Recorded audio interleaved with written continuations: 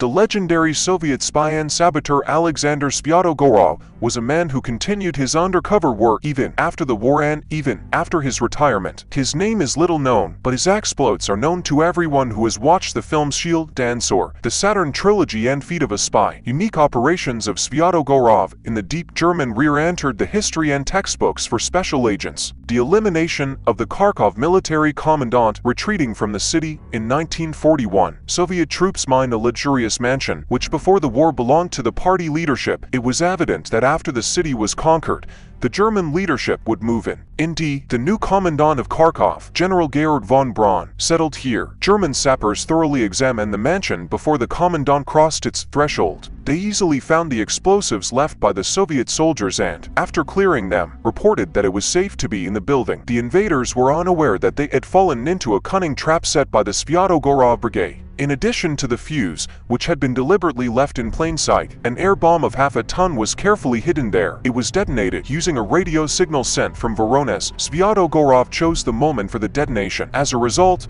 over 24 occupants, including the German commandant, were killed. The defeat in the division school of Lublino. Alexander spoke a little German. At the beginning of the war, he was sent to the Polish city of Lublino, where he passed himself off as a Korengi of the SS Division Galicia, formed from the inhabitants of western Ukraine. In a confidential conversation with a representative of an elite German intelligence school at a chance meeting, Alexander informed him of his ardent desire to be useful to Great Germany. He was very persuasive and soon representatives of his subversive group became trainees at one of the Abwehr's most secret training centers for saboteurs. During the Gestapo chief's visit to Lublino, Svyatogorov conducted a daring operation that resulted in the seizure of important documents. The end of Operation Saturn, the Nazis were preparing to send sabotage groups to the Soviet rear.